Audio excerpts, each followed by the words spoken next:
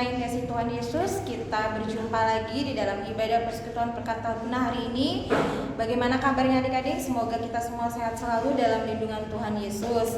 Ya adik-adik, pada pagi hari ini kakak tidak sendiri, kakak akan ditemani oleh Kak Anes. Silakan Kak Anes. Halo adik-adik, apa kabar semua? Semoga selalu dalam lindungan Tuhan ya. Ya. Terima kasih Kak Sonda. Ya, terima kasih Kak Ana. Adik-adik, kita akan mulai ibadah kita pada pagi hari ini dengan memuji Tuhan dari Kidung Muda-Mudi 38.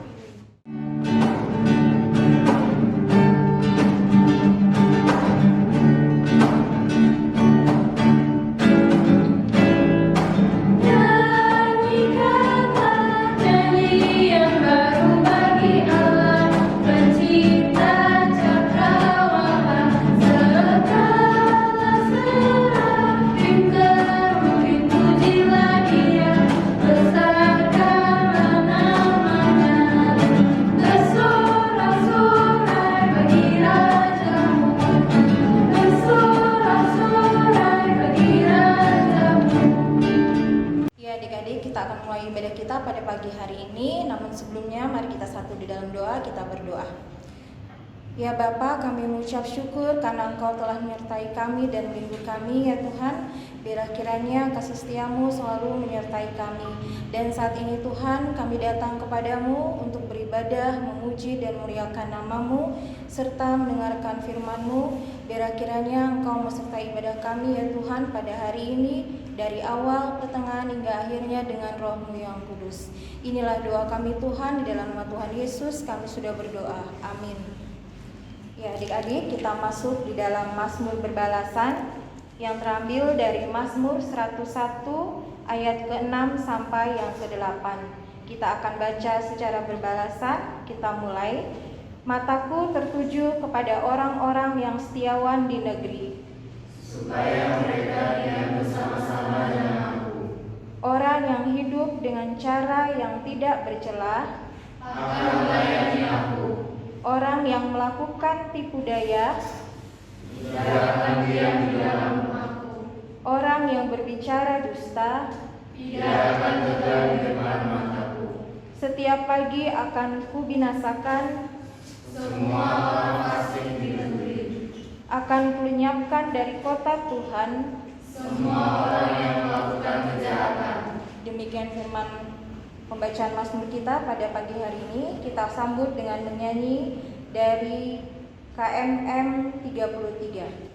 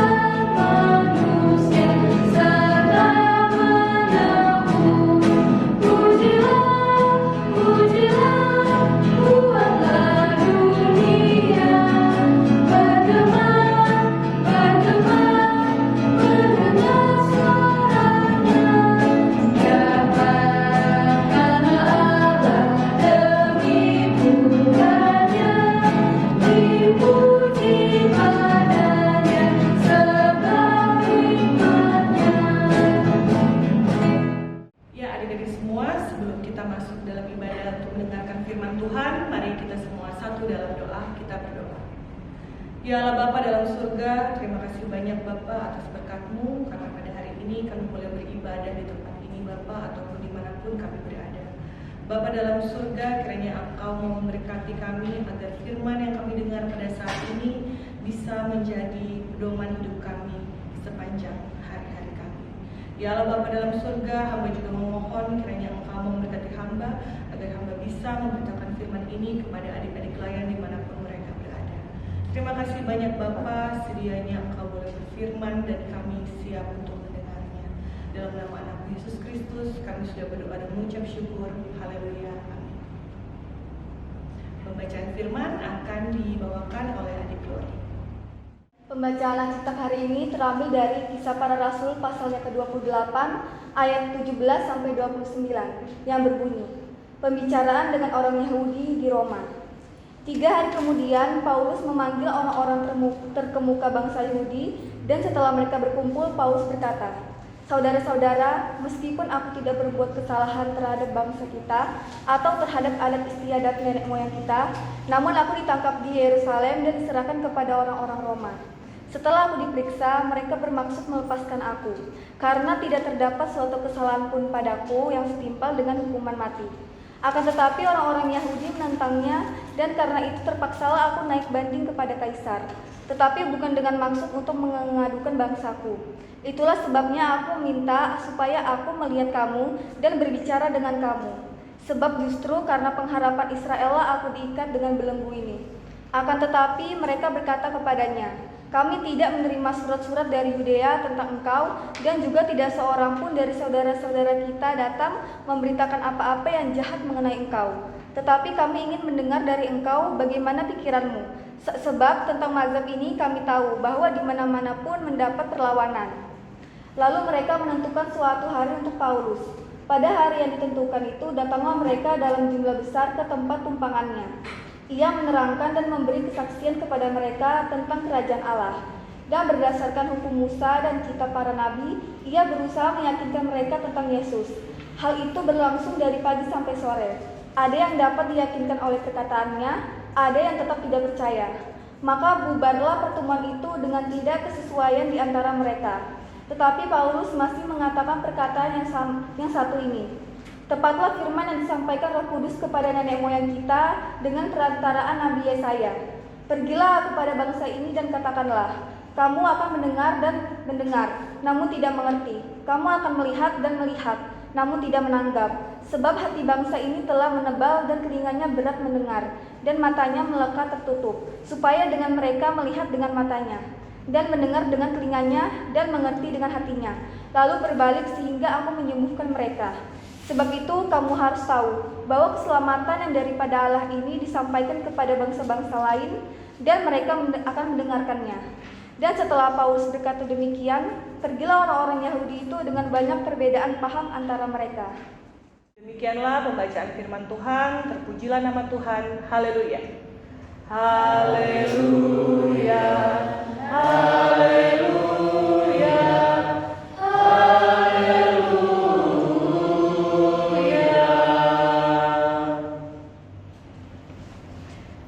Ya, adik-adik semua, apa kabar? Shalom.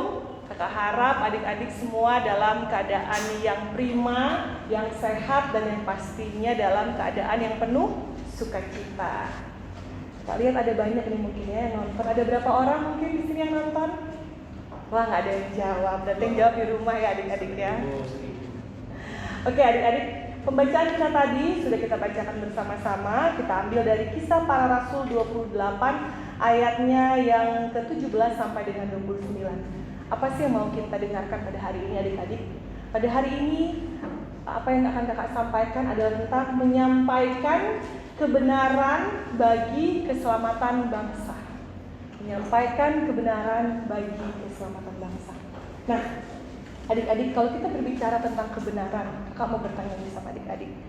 Adik-adik pernah nggak sih mendengarkan, membaca, atau melihat sebuah berita yang sebenarnya tidak benar, tapi karena banyak diberitakan, banyak dibicarakan, seakan-akan berita itu benar.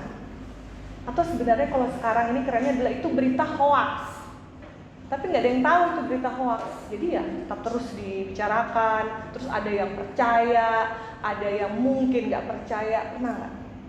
Nah, kalau adik-adik mungkin pernah mendengar berita-berita hoax atau berita yang tidak benar tersebut. Hal-hal itu sebenarnya bukan baru ada sekarang, bukan baru ada ketika zaman milenial sekarang, tapi zaman dulu dari zaman Rasul Paulus tentang pembicaraan di pembacaan Alkitab kita hari ini itu sudah ada soal hoax ini. Tapi mungkin zaman dulu belum ada nama kata-kata hoax ya, kakak nggak tahu zaman dulu ngomongnya gimana. Nah, adik-adik, dari pembacaan kita berbicara tentang apa nih? Kalau kita baca lagi judulnya, pembicaraan dengan orang Yahudi di Roma. Nah, siapa nih yang melakukan hal ini? Yang melakukan hal ini adalah Paulus. Nah, rangkaian yang terjadi dalam hidup Paulus adalah orang yang memberitakan firman Tuhan, memberitakan tentang Mesias. Tapi dalam perjalanan dia mau memberitakan kebenaran tentang firman, itu tidak mudah adik-adik. Dia dalam perjalanannya memiliki banyak sekali kendala. Ya, adik-adik, dari pembacaan kita pada hari ini tentang pembicaraan ini, kita mau bercerita tentang Paulus ini dibenci oleh orang-orang Yahudi, adik-adik. Kenapa sih Paulus dibenci oleh orang-orang Yahudi? Paulus ini dibenci oleh orang Yahudi karena dia memberitakan Injil. Dia memberitakan kebenaran firman Tuhan, adik-adik. Kalau kita balik lagi ke pembacaan kita lihat di sini, apa sih percakapan Paulus? Kalau kita lihat dari ayatnya yang ke-17, coba kita baca bersama-sama lagi. 3 hari kemudian, Paulus memanggil orang-orang terkemuka bangsa Yahudi, dan setelah mereka berkumpul, Paulus berkata, "Saudara-saudara, meskipun aku tidak berbuat kesalahan terhadap bangsa kita atau terhadap adat istiadat nenek moyang kita, namun aku ditangkap di Yerusalem dan diserahkan kepada orang-orang Roma. Setelah aku diperiksa, mereka bermaksud melepaskan aku, karena tidak terdapat suatu kesalahan pun padaku yang setimpal dengan hukuman mati." Nah, jadi adik-adik, setelah diperiksa pun sebenarnya Paulus ini tidak melakukan suatu kejahatan yang dituduhkan kepada dia. Karena pada zaman itu, Paulus ini dituduh melakukan semacam penistaan agama. Kenapa dia melakukan penistaan agama? Karena pada saat di masa itu berbicara tentang hukum Taurat. Dan apa yang dilakukan Paulus menurut orang-orang Yahudi ini menyimpang dari hukum Taurat. Sehingga mereka mau menentang Paulus dan melakukan pemenjaraan, pencegahan terhadap Paulus ini, adik-adik. Itulah percakapan yang terjadi dalam pembacaan kita. Nah, dalam kondisi Paulus saat itu, sebenarnya dia waktu itu sebelumnya petingginya ada bernama Felix, sebelum akhirnya berganti menjadi yang bernama Tertius Festus. Waktu zaman Felix sebenarnya si Paulus ini sudah mau dilepaskan, tapi mungkin belum selesai kekuasaan Felix, sudah berganti ke Festus. Nah, akhirnya si Paulus ini mau mengajukan banding dan akhirnya dia pergi dari Yerusalem pergi ke Roma. Dan di pembacaan ini adik-adik, apa sih sebenarnya yang dilakukan Paulus? Seperti kakak sudah bilang tadi, yang dilakukan Paulus itu adalah memberitakan kebenaran. Memberitakan kebenaran apa? Memberitakan firman Tuhan, memberitakan Injil, memberitakan Mesias. Tapi pada saat itu dianggap hal yang tidak benar. Kebenaran yang dibawakan, yang disajikan kepada orang-orang di zaman itu dianggap tidak benar. Nah, itu sama juga adik-adik dengan kehidupan kita sekarang. Mungkin adik-adik punya teman-teman ataupun orang-orang di lingkungan adik-adik baik di sekolah atau teman-teman yang ada di rumah, di tetangga yang mungkin punya hal-hal yang berbeda, nilai-nilai yang berbeda dengan adik-adik. Dan mungkin ada hal-hal yang sebenarnya salah, tapi karena banyak orang yang lakuin, banyak orang yang melaksanakan, ya udahlah dianggap gak apa-apa. Nah, adik-adik bisa kan? Adik-adik mau nggak menjadi orang-orang yang mau menentang hal yang tidak benar tersebut? Walaupun seperti Paulus ini, ketika melakukan suatu hal yang benar itu bukanlah hal yang mudah. Pasti ada banyak tantangannya. Adik-adik, dalam kita sebagai anak-anak Tuhan, sebagai orang-orang yang percaya, kita itu diberikan kesempatan oleh Tuhan. Kesempatan itu adalah apa? Kesempatan apa sih yang diberikan Tuhan ke kita semua? Kesempatan yang diberikan Tuhan yang sama rata untuk kita semua itu adalah waktu, adik-adik. Waktu yang diberikan Tuhan setiap hari untuk kita. Dan waktu kehidupan yang diberikan kepada kita. Dan bagaimana kita sebagai anak-anak Tuhan bisa menggunakan waktu yang ada itu untuk berlaku yang benar. Kadang hal-hal yang baik, kita sopan sama orang, baik sama orang, tapi buat apa? Mungkin untuk ya ada maunya. Mungkin sebenarnya kita tahu nih, sebenarnya teman kita ini ngajakin kita pergi melakukan suatu hal yang gak benar. Ya, tapi karena kita gak enak nih sama teman, gak asik, gak gaul, ayo dong ikut kita mau pergi jalan-jalan, mau pergi having funnya tapi mungkin hal-hal yang tidak bagus. Tapi daripada kita harus bilang enggak, kita tidak boleh melakukan itu. Itu tidak benar, dilarang orang tua.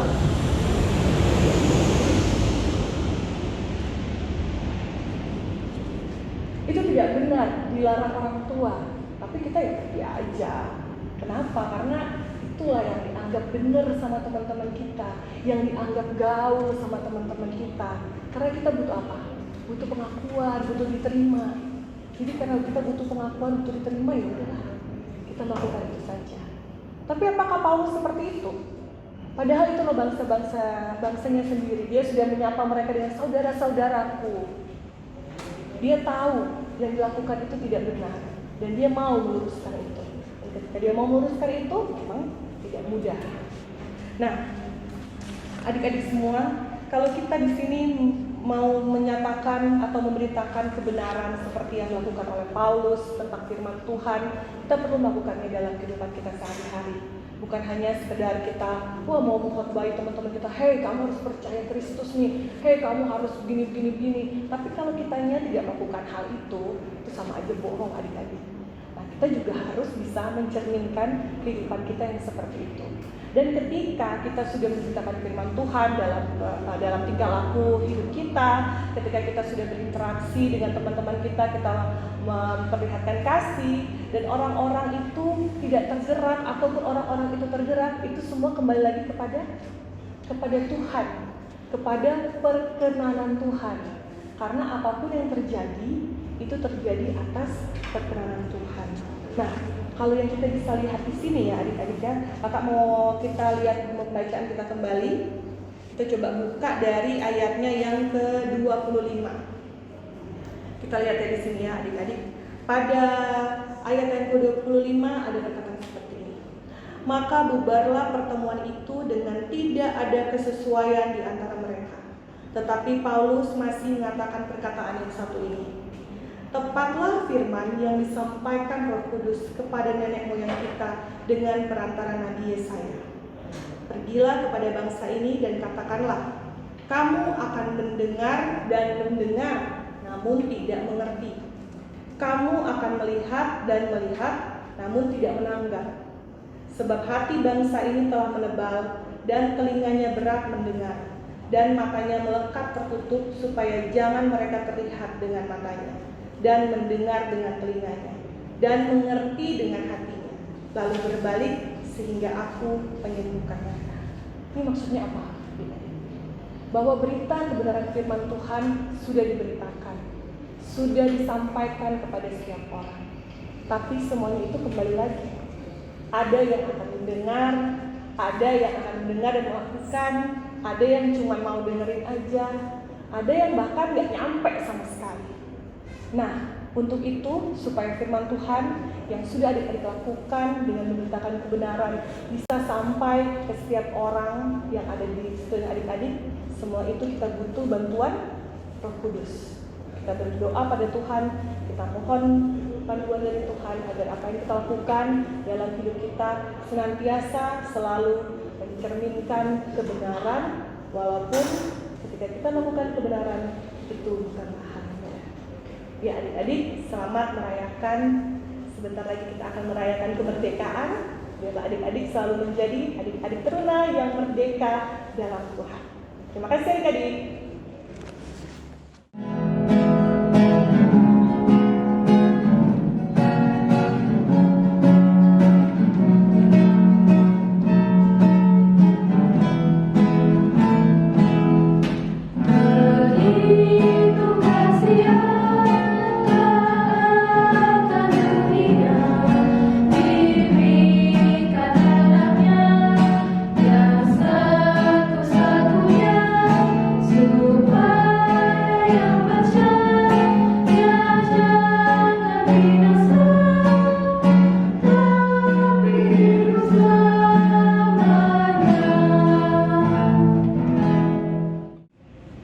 Teman-teman, mari kita satu dalam doa.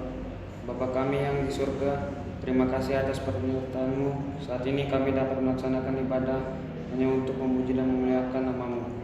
Pada saat ini kami mau berdoa untuk warga jemaat Shalom Balikpapan, Pelkes, Traktor 6, Samboja dan Senipat, Kiranya Tuhan selalu berkati mereka dalam pelayanan dan kehidupan sehari-hari, sehingga mereka dapat mengerjakan segala aktivitas dengan baik seturut dengan kehendak-Mu.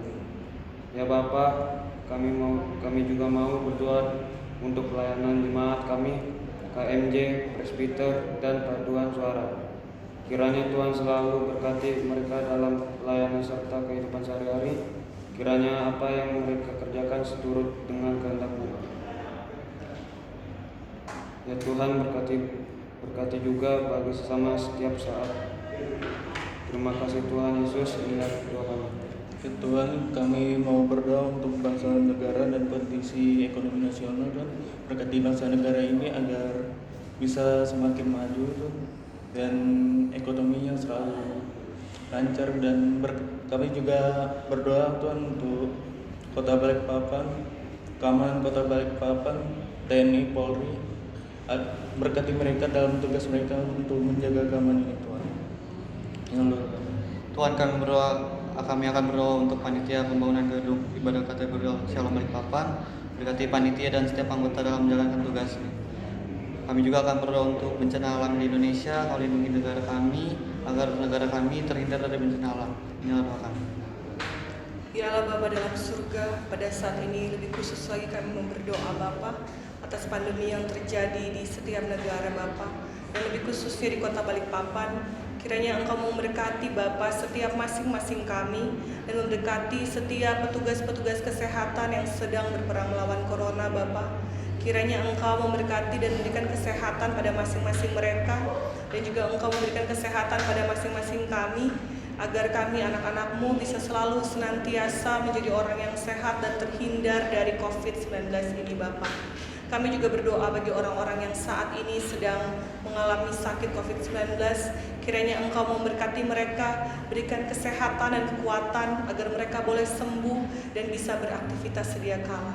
Kami juga berdoa bagi orang-orang yang sakit lainnya Bapa. Kiranya Engkau mau menjamah masing-masing mereka, dan Engkau boleh sembuhkan dan pulihkan mereka. Berkatilah bangsa ini, berkatilah negara ini, berkatilah kota kami, dan berkatilah kami semua Bapa. Dan kami berterima kasih atas semua berkat-Mu Bapa. Kami mau membawa doa ini Bapa seperti dengan doa yang telah Engkau ajarkan kepada kami. Bapa kami yang ada di surga, dikuduskan nama-Mu, datanglah kerajaan-Mu, jadilah kehendak-Mu di bumi seperti di surga. Berikan kami pada hari ini makan kami yang secukupnya, dan ampunilah kami akan kesalahan kami, seperti kami juga mengampuni orang yang bersalah kepada kami. Dan janganlah kami dalam pencobaan, tetapi lepaskan kami daripada yang jahat. Amin.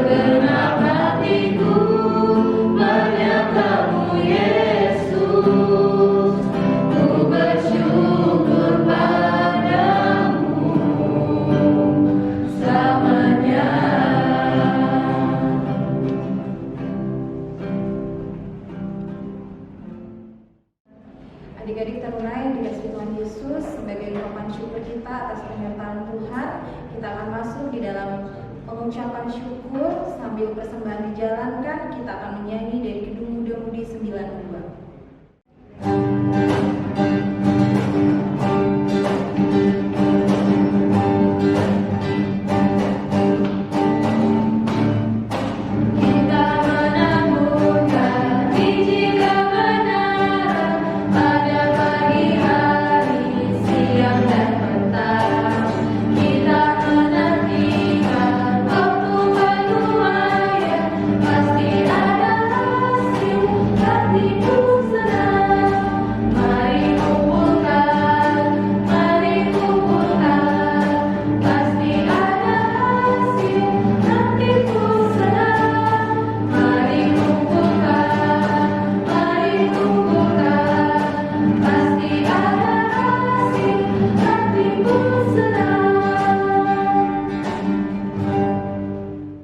Mari kita sambil berdoa. Tuhan, kami akan berdoa untuk persembahan kami, berkati kami yang sudah memberikan persembahan, berkati persembahan kami agar bisa berguna bagi gereja dan pelayanannya. Ini doa kami. Amin.